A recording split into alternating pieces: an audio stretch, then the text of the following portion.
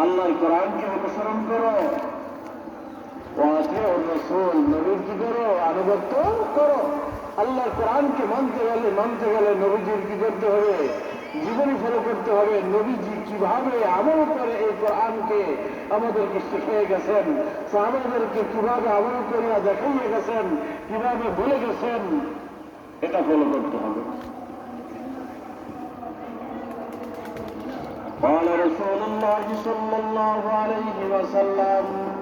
تركت فيكم أمرين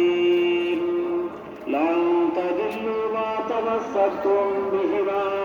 كتاب الله وسنة رسوله جناب محمد رسول الله صلى الله عليه وسلم ارشاد ফরমান ও আমার কিয়ামত পর্যন্ত আনেওয়ালা উম্মত, আমি তো ভাই ধরবো না, কিয়ামত পর্যন্ত আনেওয়ালা উম্মতেরা তোমরা দুইটা জিনিস যদি ফলো করো, তোমাদের জন্য দুইটা জিনিস আমি রেখে যাচ্ছি,